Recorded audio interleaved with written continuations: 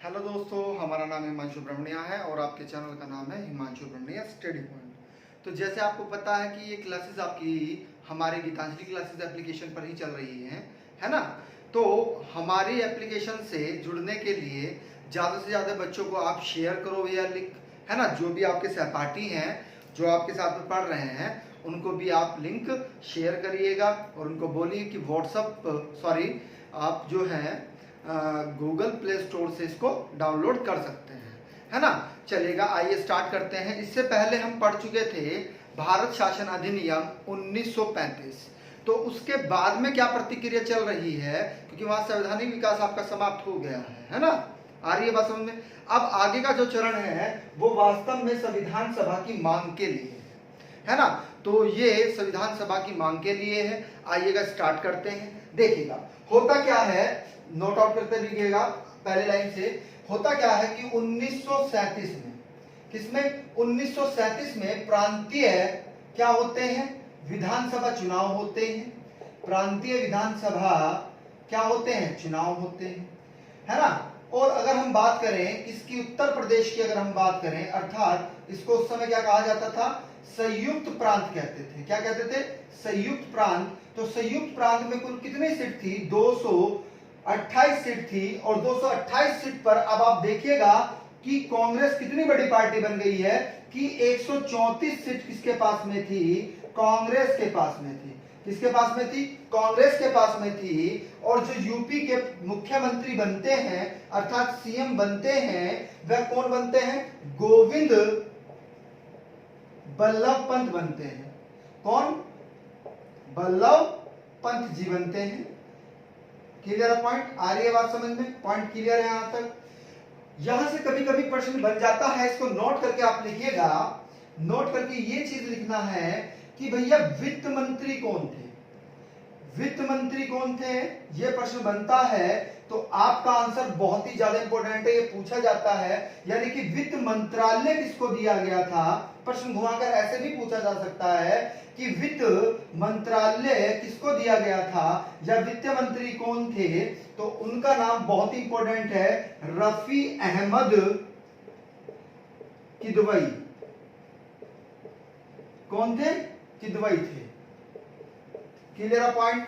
लेकिन अगर आपसे पूछा जाए, बिल्कुल ध्यान से समझिएगा, कि न्याय और विधि, यानी कि न्याय और विधि मंत्रालय, यानी कि कानून और न्याय का मंत्रालय किसको दिया गया था, तो KN, पूरा नाम बताइए इनका क्या है, बिल्कुल कार्टूज, है ना, इनको दिया गया था। अब होता क्या है कि ये जो सरकार थी, वास्तव में ये सरकार कुल और कुल कितने माह चलती है, 20 माह चलती है, सॉरी 28 माह चलती है। कितने, 28 माह चलती है। उसके बाद होता क्या है, उसके बाद इसको रफ कर रहे हैं, अगली लाइन से लिखिएगा, अगली लाइन से बनाना है, लिखिएगा कि 28 महीने के बाद होता क्या है कि शासन इनका समाप्त हो जाता है। क्यों समाप्त हो जाता है, बिल्कुल ध्यान से समझिएगा कि होता क्या है वास्तव में कि अक्टूबर 1939 में कांग्रेस क्या करती है, कांग्रेस अपना सामूहिक त्याग पत्र दे देती है। क्या कर देती है, अपना सामूहिक त्याग पत्र दे देती है। और कितने प्रांतों में देती है, ये संख्या भी पूछी जाती है, 8 प्रांतों में। 8 प्रांतों में एक साथ ही क्या कर देती है, अपना त्याग पत्र दे देती है। क्लियर है पॉइंट, आ रही है बात समझ में।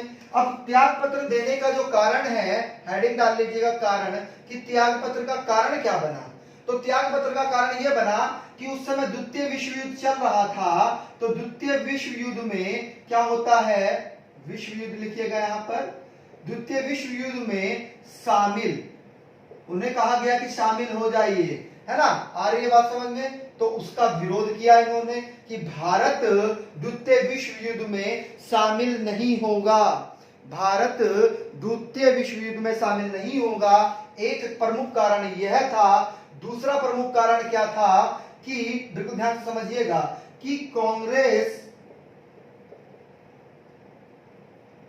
के युद्ध के उद्देश्य की घोषणा किसने कर दी थी? ब्रिटेन ने कर दी थी। दूसरा कारण ये था। तीसरा कारण क्या बनता है? तीसरा कारण ये बनता है कि युद्ध के बाद क्या होगा? स्वतंत्रता की मांग की। किसकी? स्वतंत्रता की मांग की। और ये सब चीजें क्या हो गई? फेल हो गई। इसलिए क्या किया उन्होंने? कांग्रेस ने सामूहिक त्याग पत्र दे दिया।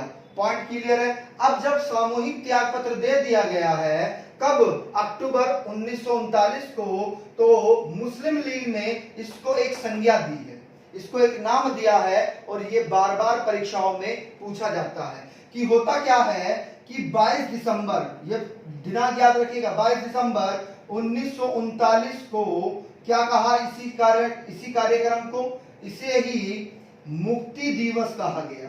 क्या कहा गया? मुक्ति दिवस। किसने कहा? मुस्लिम लीग ने कहा। किसने कहा? मुस्लिम लीग ने। किसने कहा?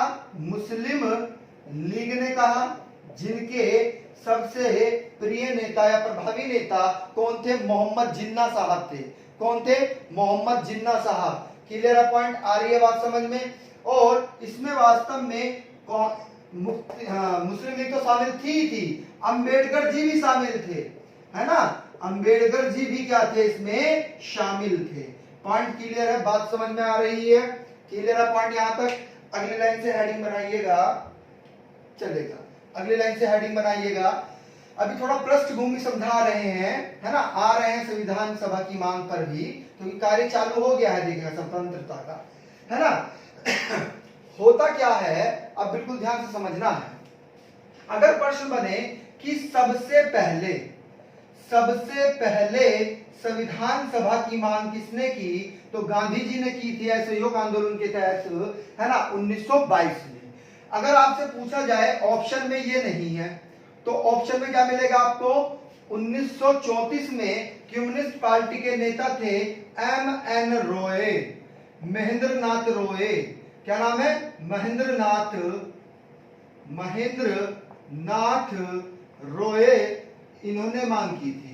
अधिकतर बेसिकली गांधी जी को न देकर, देखिएगा यूपीएससी के प्रीलिम में ये प्रश्न पूछा गया है, वहां पर M.N. रॉय नहीं थे, वहां पर कांग्रेस और अगस्त प्रस्ताव और क्रिप्स मिशन और गांधी जी थे। तो आपका आंसर आयोग ने क्या माना था? गांधी जी। पॉइंट क्लियर है? बात समझ में आ रही है?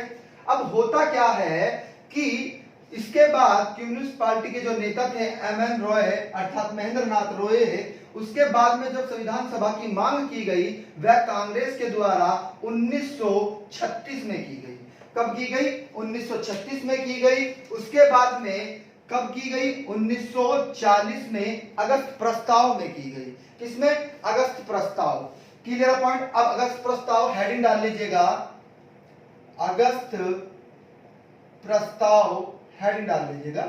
हेडिंग बनाना है अगस्त प्रस्ताव, ब्रैकेट में लिख लीजिएगा 1940। हेडिंग बना लीजिएगा 1940। होता क्या है, बिल्कुल ध्यान से समझना है कि हमारे उस समय जो वायसराय थे वह कौन थे? Lord Linlithgow. कौन थे हमारे? वायसराय थे। Clear point? तो इसीलिए इन्हें क्या कहा जाता है? इस प्रस्ताव को लॉर्ड लिनलिथगो प्रस्ताव भी कहा जाता है। पॉइंट क्लियर है? या तो अगस्त प्रस्ताव बोलेगा, या वो क्या बोलेगा? अगस्त क्रांति बोलेगा, या फिर वह क्या बोलेगा? इन तीनों शब्दावलियों का ध्यान रखना है। लॉर्ड लिनलिथगो प्रस्ताव बोलेगा। पॉइंट क्लियर है? तीनों नाम से किसी भी नाम से आपसे पूछा जा सकता है, कंफ्यूज नहीं होना है। होता क्या है कि 8 अगस्त को, डेट याद रखिएगा, 8 अगस्त 1940 में होता क्या है कि युद्ध की समाप्ति के बाद, यानी कि एक प्रस्ताव जो लाते हैं, कौन लाते हैं? लॉर्ड लिनलिथगो लाते हैं। और वह क्या कहते हैं? यह प्रस्ताव कब आया? 8 अगस्त 1940 में आता है। और ये क्या कहते हैं कि युद्ध के बाद, यानी कि युद्ध की समाप्ति के बाद, क्योंकि द्वितीय विश्व युद्ध चल रहा है ना, क्या किया जाएगा? एक संवैधानिक, बिल्कुल बहुत इंपॉर्टेंट फैक्ट है, बहुत ही ध्यान से सुनना है, क्या किया जाएगा? एक आपको एक अधिकार दिया जाएगा, वह किस रूप में दिया जाएगा? बिल्कुल ध्यान समझिएगा, ये शब्दावली इंपॉर्टेंट है। उपनिवेशिक स्वराज, है ना? क्या उपनिवेशिक स्वराज आपको दिया जाएगा, लेकिन कांग्रेस और मुस्लिम लीग क्या करती है? इसका विरोध करती हैं। विरोध किसने किया? इसका विरोध किसने किया? मुस्लिम लीग ने भी किया, मुस्लिम लीग ने भी किया और साथ में कांग्रेस ने भी किया। कांग्रेस ने बड़े पैमाने पर किया, सबसे बड़ी पार्टी दिखाई दे रही थी आपको, क्योंकि 228 में से 134 तो सीट किसके पास में थी? कांग्रेस के पास में थी, यानी कि एक बहुत बड़ी पार्टी थी कांग्रेस, है ना? तो कांग्रेस ने बड़े स्तर पर क्या किया? इस अगस्त प्रस्ताव का विरोध किया है, क्योंकि वहां पर उपनिवेशिक स्वराज की बात कर रहे थे। कौन? लॉर्ड लिनलिथगो, है ना? आ रही है बात समझ में? लेकिन हमें क्या चाहिए थी? हमें तो पूर्ण स्वतंत्रता चाहिए थी, और पूर्ण स्वतंत्रता के साथ हमें क्या? अपना संविधान बनाने का अधिकार चाहिए था। देखिएगा, पहले क्या होता है, आप संविधान डायरेक्ट नहीं बना सकते हैं। पहले क्या होगा? संविधान बनाने से पहले संविधान सभा का निर्माण होता है। सॉरी, तबीयत 2-3 दिन से खराब है। तो होता क्या है कि संविधान बनाने से पहले संविधान सभा का निर्माण होना जरूरी होता है ना? तो संविधान सभा की बात तो कुछ कर ही नहीं रहे हैं। किसकी बात कर रहे हैं? उपनिवेशिक स्वराज की बात कर रहे हैं। कौन? लॉर्ड लिनलिथगो, जो हमारे वायसराय थे। अब होता क्या है, औपनिवेशिक, हमने आपको पहले भी पिछले वीडियो में बताया हुआ है कि औपनिवेशिक साम्राज्य क्या होता है। यानी कि शासन तो भारत ही करेगा, लेकिन सर्वोच्च सत्ता अब भी किसके पास में है? ब्रिटिश क्राउन के पास में रहेगी। उसे क्या कहते हैं? यानी कि देश आपका, शासन आप कर रहे हैं, लेकिन जो आप शासन कर रहे हैं, आप किसके प्रति उत्तरदायी हैं? आप लंदन के अर्थात ब्रिटिश क्राउन के उत्तरदायी हैं। वो चीज नहीं चाहिए थी हमें, तो पूर्ण स्वराज्य चाहिए था, पूर्ण स्वराज्य, पूर्ण स्वतंत्रता चाहिए थी। तो ये अगस्त प्रस्ताव भी क्या हो जाता है? यह भी फेल हो जाता है। क्या हो जाता है? फेल हो जाता है। किस प्रश्न घुमाकर ऐसे भी पूछा जा सकता है, संविधान सभा का निर्माण में कौन कौन से प्रस्ताव फेल हुए? तो ये सभी प्रस्ताव क्या हुए थे? फेल हुए थे। सिर्फ कौन सा प्रस्ताव पास हुआ था? 1946 का कैबिनेट मिशन। इस पर भी आएंगे भी, ठीक है? यहां तक बात समझ में आई है। अब कांग्रेस ने क्या किया? विरोध में एक आंदोलन चलाया, जिस आंदोलन का नाम था, ये आंदोलन पूछा जाता है, इन्वर्टेड कॉमास में लिखिएगा, इसे ही कहते हैं हम व्यक्तिगत सत्याग्रह। सत्याग्रह, व्यक्तिगत सत्याग्रह किस प्रस्ताव में चलाया जाता है? प्रश्न को सुनिएगा, शब्दावली घुमाकर पूछ रहे हैं। व्यक्तित्व सत्याग्रह किस प्रस्ताव में चलाया जाता है? तो व्यक्तित्व सत्याग्रह अगस्त प्रस्ताव में चलाया जाता है। किसमें चलाया जाता है? अगस्त प्रस्ताव में चलाया जाता है। पॉइंट क्लियर है? बात समझ में आ रही है? पॉइंट क्लियर है? आगे चलते हैं। अब होता क्या है, बिल्कुल ध्यान से समझिएगा, इसी आंदोलन को दूसरा नाम दिया गया, यानी कि सत्याग्रह, यानी कि व्यक्तित्व सत्याग्रह जो आंदोलन चलाया गया, इसे ही दूसरा नाम क्या दिया गया? दिल्ली चलो। बहुत इंपॉर्टेंट है ये भी, दिल्ली चलो आंदोलन। दिल्ली चलो आंदोलन भी इसको ही कहा जाता है। दिल्ली चलो आंदोलन भी किसको कहा जाता है? इसी को ही कहा जाता है। Clear point? अब प्रश्न यहां से जो बनता है वह यह बनता है कि प्रथम व्यक्तिगत सत्याग्रह व्यक्ति कौन थे? तो सबसे पहले जो प्रथम सत्याग्रही थे वह कौन थे? बहुत इंपॉर्टेंट है, आप उनका नाम जानते हैं, आचार्य विनोबा भावे। विनोबा भावे। अब यहां से दूसरे व्यक्ति भी अगर आपसे पूछ लिया जाए कि दूसरे सत्याग्रही व्यक्ति कौन थे, तो पंडित जवाहर लाल नेहरू थे। बना लिया है? क्लियर है पॉइंट? यहां तक क्लियर है? यहां तक क्लियर है? चलिएगा अब प्रश्न ये बनता है कि वास्तव में ये व्यक्तिगत सत्याग्रह आंदोलन जो था, जो अगस्त प्रस्ताव के विरोध में चलाया जा रहा था, इसकी शुरुआत कब होती है? प्रश्न को ध्यान से सुनिएगा कि इसकी शुरुआत कब होती है। तो डेट याद रखिएगा 17 अक्टूबर 1940 को। कब? 17 अक्टूबर 1940 को। अगर स्थान पूछेगा तो राज्य, अगर पूछेगा तो महाराष्ट्र, अगर स्थान पूछ लेगा तो वहीं पर एक आश्रम है, उसका नाम क्या है? पवनार आश्रम। तो पवनार आश्रम से इसकी क्या की जाती है? शुरुआत की जाती है। पॉइंट क्लियर है? यहां तक बात समझ में आ रही है? ये आपका क्या था? अगस्त प्रस्ताव। आइएगा अगला हेडिंग बना लीजिएगा। इससे संबंधित अभी कुछ फैक्ट आप क्रिप्स मिशन में भी पढ़ेंगे, सॉरी वेवर योजना में भी पढ़ेंगे, है ना। इससे रिलेटेड ही कुछ फैक्ट्स हैं, आप इसे वेवर योजना में भी पढ़ेंगे, है ना। चलिएगा हेडिंग बना लीजिएगा क्रिप्स मिशन। हेडिंग बनाइएगा क्रिप्स मिशन। अब क्रिप्स मिशन है क्या भाई? यानी कि अगस्त प्रस्ताव फेल हो गया तो क्या हुआ भाई? क्रिप्स मिशन आया। ये मिशन क्यों आ रहे हैं, प्रस्ताव क्यों आ रहे हैं? वास्तव में द्वितीय विश्व युद्ध चल रहा था।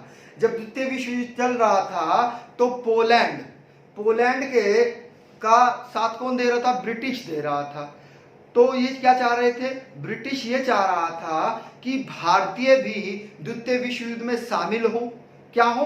द्वितीय विश्व युद्ध में शामिल हो। इसलिए ये प्रस्ताव आ रहे हैं। आ रही है बात समझ में? क्योंकि उन्हें भी क्या थी? लालच था। इधर भारतीय क्या चाह रहे थे कि हमें संविधान सभा का निर्माण करने का अधिकार मिलना चाहिए, अभी मौका है, हम भुना सकते हैं। तो ये प्रस्ताव इसीलिए आ रहे हैं। आ रही है बात समझ में? क्रिप्स मिशन समझिएगा। होता क्या है? सेम वही कंडीशन द्वितीय विश्व युद्ध में हो क्या रहा था कि जापान की शक्ति बढ़ रही थी। किसकी? जापान की शक्ति बढ़ रही थी, है ना। जब जापान की शक्ति बढ़ती है और भारत किसके अधीन है? ब्रिटिश के अधीन है। तो सब लोगों का ध्यान किसकी ओर जा रहा था? भारत की ओर जा रहा था कि भारत किसका साथ देगा द्वितीय विश्व युद्ध में। तो होता क्या है इस क्रम में, बिल्कुल ध्यान समझिएगा। तो इस क्रम में होता क्या है, जो अमेरिका है, अमेरिका, ऑस्ट्रेलिया और आपका चीन ने क्या किया? ब्रिटिश पर दबाव बनाया। क्या बनाया? दबाव बनाया कि भारत को क्या किया जाए?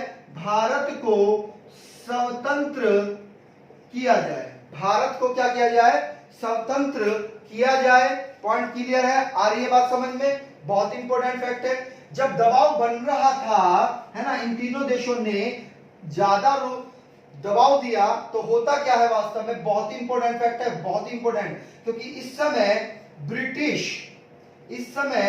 ब्रिटिश पीएम अर्थात प्रधानमंत्री कौन थे, ये भी नाम पूछ लिया जाता है। तो विंस्टन चर्चिल थे। कौन? विंस्टन चर्चिल थे, है ना। उन्होंने क्या किया? उन्होंने वास्तव में एक परिषद का गठन किया। आ रही है बात समझ में? एक मंत्रिमंडल का गठन किया और उस मंत्रिमंडल की अध्यक्षता वास्तव में किसने की? उनका नाम समझ लीजिएगा आप, उन्हीं के नाम से है ये, सर स्टैफोर्ड क्रिप्स, है ना। मंत्रिमंडल के अध्यक्ष कौन थे भाई? सर स्टैफोर्ड क्रिप्स थे, उन्हीं के नाम पर है ये।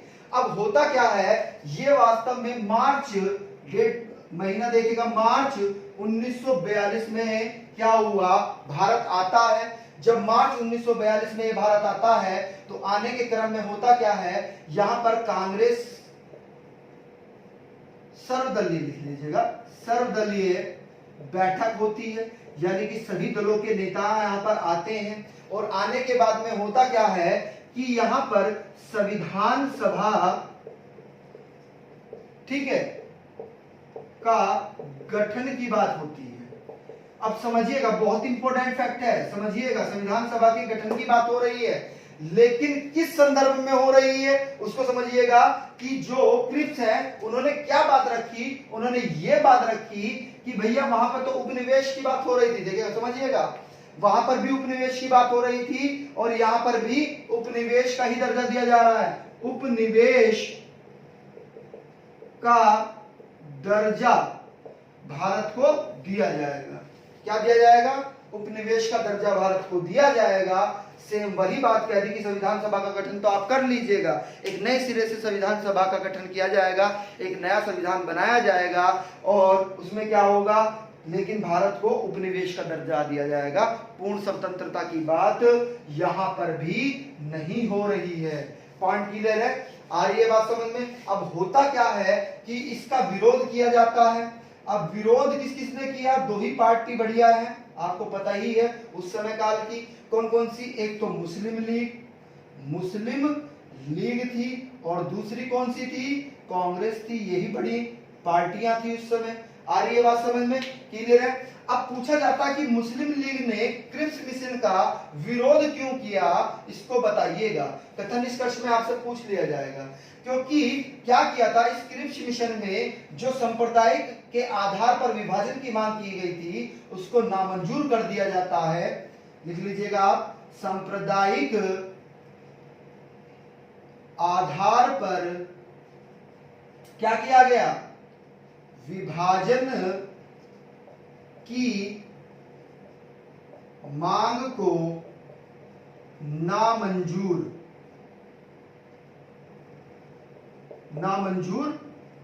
कर दिया। क्लियर है पॉइंट? आ रही है बात समझ में? पॉइंट क्लियर है? क्योंकि क्या कर रही थी मुस्लिम लीग, बार बार क्या कर रही थी, किसकी मांग कर रही थी? बार बार सांप्रदायिक आधार पर विभाजन की मांग कर रही थी ब्रिटिश सरकार से, ब्रिटिश संसद से। आ रही है बात समझ में? लेकिन उसे क्या कर दिया गया? नामंजूर कर दिया गया। कांग्रेस क्यों कर रही थी? क्योंकि क्या होगा भाई, हमारे टुकड़ों में बांटने पर, क्योंकि भारत को किस में बांटा जा रहा है? टुकड़ों में बांटा जा रहा है, तो इसलिए कांग्रेस इसका मतलब क्या करती है? विरोध करती है। यानी कि ये तो एक सकारात्मक पक्ष था, किसके संदर्भ में? भारत के पक्ष में। क्योंकि कांग्रेस क्या चाह रही थी कि जितना भी हमारा राष्ट्र है वह बटे ना और वह एक संयुक्त रूप में सब मिलकर साथ रहें, सारे समाज साथ में रहे, हर धर्म के व्यक्ति साथ में रहे, है ना, कि कोई भी विभिन्नता यहाँ पर न नजर आए। लेकिन मुस्लिम लीग क्या कर रही थी? लगातार सांप्रदायिक आधार पर विभाजन की मांग कर रही थी और क्रिप्स मिशन ने क्या कर दिया? इसको नामंजूर कर दिया, तो इसलिए वह उसका विरोध कर रही थी। पॉइंट क्लियर है? आ रही है बात समझ में? इसके संदर्भ में कुछ प्रश्न भी बनते हैं क्रिप्स मिशन के संदर्भ में, वह भी आप नोट करके लिखिएगा, है ना, नोट करके लिखिएगा उनको, यह विशेष है ना, क्योंकि कथन निष्कर्ष में पूछ लिए जाते हैं। आइएगा देखिएगा, नोट करके लिखिएगा कि क्रिप्स मिशन को क्या क्या संज्ञाएं दी गई हैं। क्रिप्स मिशन को क्या संज्ञा दी गई है? गांधी जी ने क्या संज्ञा दी है भाई? किसको? क्रिप्स मिशन को क्या संज्ञा दी? कि बाद की तिथि का चेक, यानी कि अगर हम कहें इंग्लिश में तो क्या कहा? Post dated cheque. क्या? चेक। ठीक है, आ रही है बात समझ में? और इसे ही पंडित जवाहरलाल नेहरू जी जो थे, नेहरू जी ने क्या संज्ञा दी इसको? ये भी लिख लीजिएगा, टूटते हुए बैंक के नाम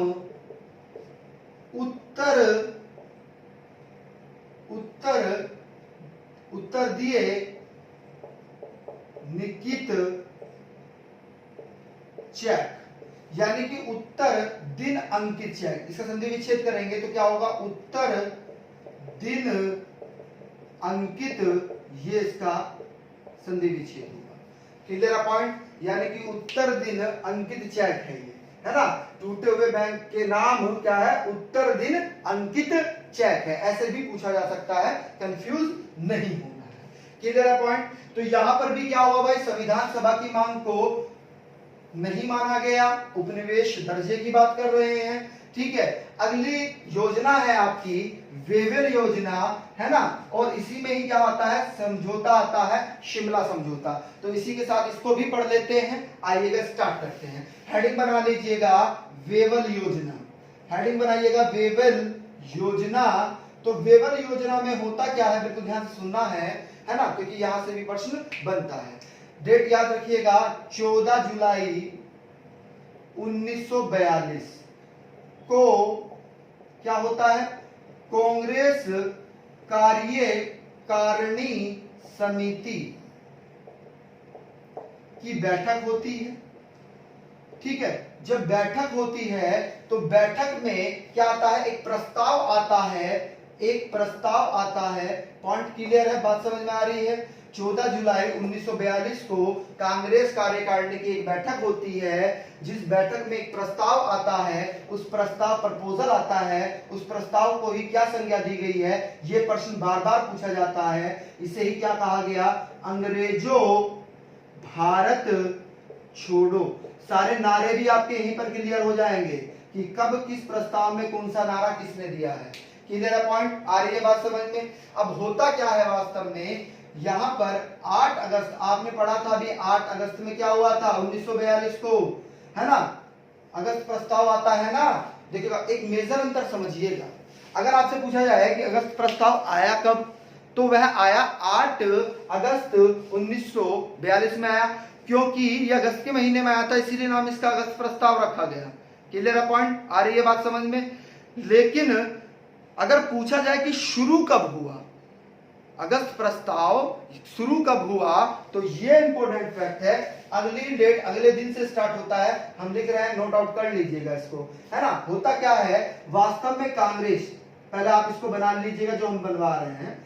कांग्रेस में क्या होती है, मुंबई में, कांग्रेस की मुंबई में एक बैठक होती है, और मुंबई में भी अगर स्थान का नाम आपसे पूछ लिया जाए तो ग्वालिया टैंक, कहां पर, ग्वालियर टैंक मैदान में कांग्रेस की बैठक होती है। और जिसकी अध्यक्षता कौन कर रहे थे, कि इसकी अध्यक्षता वास्तव में अब्दुल कलाम आजाद कर रहे थे।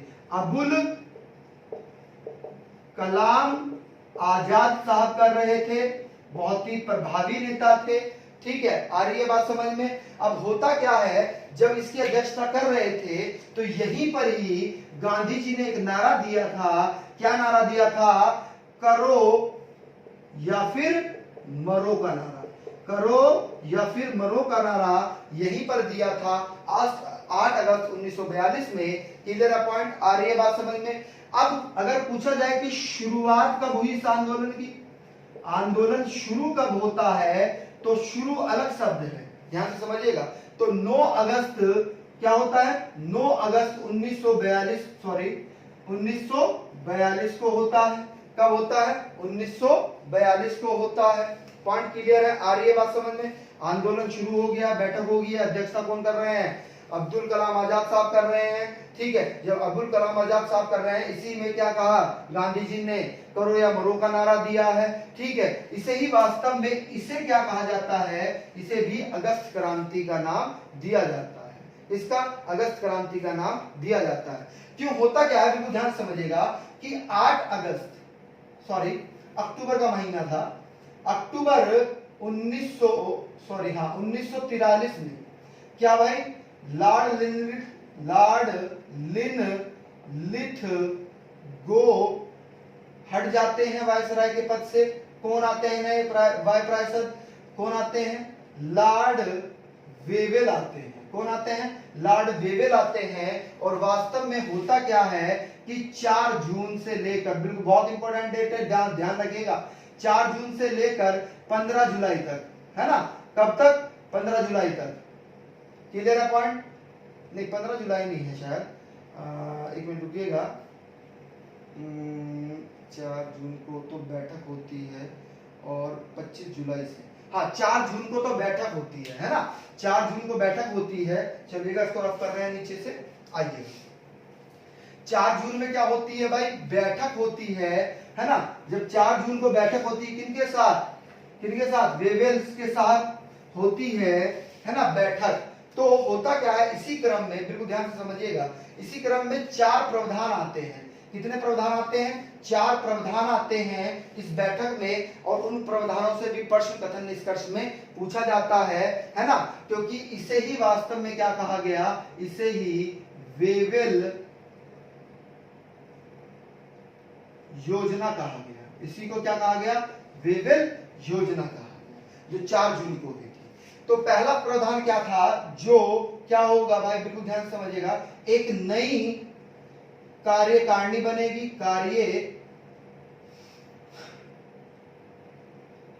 कार्यकारिणी का निर्माण होगा, और इस कार्यकारिणी का यानी कि परिषद का निर्माण होगा, है ना, गठन किया जाएगा इसका। और गठन करने के साथ साथ जो कार्यकारिणी में क्या होगा? मुख्य प्रमुख सैन्य होगा, सैन्य प्रमुख जो होगा, उसके अतिरिक्त सारे के सारे शेष सभी सदस्य क्या होंगे? सभी सदस्य भारतीय होंगे। ठीक है, क्या होंगे? भारतीय होंगे। और इसी में ही पहले प्रावधान में क्या था कि जो प्रतिरक्षा है, प्रतिरक्षा विभाग, वह किसके पास में रहेगा? वायसराय के अधीन रहेगा। किसके अधीन रहेगा? वायसराय के अधीन रहेगा। इसी में ही दूसरा प्रावधान क्या आता है, उसको भी लिख लीजिएगा नोट बनाकर, कि होता क्या है कि जो मुस्लिम है, मुस्लिम सदस्यों की संख्या इस कार्यकारिणी में क्या होगी भाई? हिंदुओं के बराबर होगी। संख्या किसके बराबर होगी? हिंदुओं के बराबर होगी। जो कार्यकारिणी परिषद का जो गठन किया जा रहा है, उसमें मुस्लिम सदस्यों की संख्या किसके बराबर होगी? हिंदुओं के बराबर होगी। तीसरा प्रावधान क्या आता है इसी में? तीसरा ही प्रावधान किसमें? वेवेल योजना में यह आता है, जो कार्यकारिणी परिषद है ना, जो कार्यकारिणी परिषद है, वास्तव में वही एक अंतरिम राष्ट्रीय सरकार के समान होगी। यानी कि जो कार्यकारिणी परिषद है, एक अंतरिम राष्ट्रीय सरकार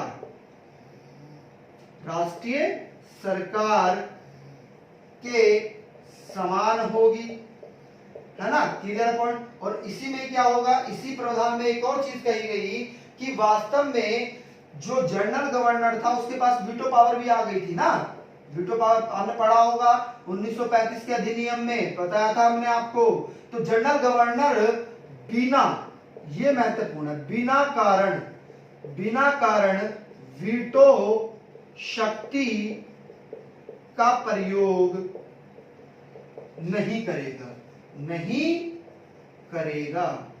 वीटो शक्ति क्या होती है? जब बराबर बराबर हो जाते हैं मत किसी भी परिषद के, तो जो अध्यक्ष होता है वह क्या करता है? वह मत देने का अधिकार रखता है। जब वह मत देने का अधिकार रखता है अध्यक्ष, तो उसे ही हम क्या कहते हैं? वीटो पावर कहते हैं उसकी। क्लियर पॉइंट आ रही है बात समझ में? चौथा प्रावधान क्या आता है इसमें? इसको रफ कर देते हैं, आइएगा, इसको रफ कर देते हैं। चौथा प्रावधान क्या आता है वेवेल योजना में? निम्नलिखित बिंदु चल रहे हैं वेवेल योजना के, है ना।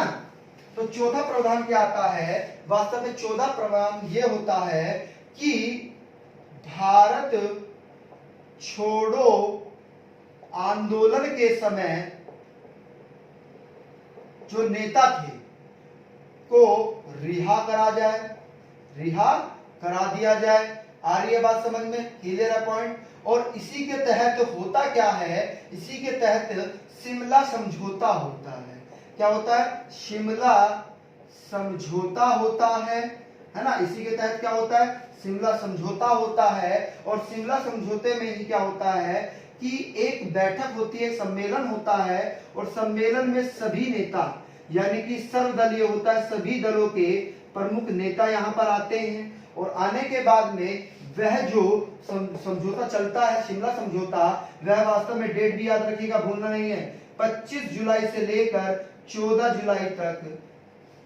ठीक है, 25 जुलाई से लेकर 14 जुलाई तक नहीं, ये वास्तव में जून से लेकर होगा, 25 जून से लेकर, है ना, 25 जून से लेकर 14 जुलाई तक होता है। और कहां पर होता है? यह शिमला में होता है।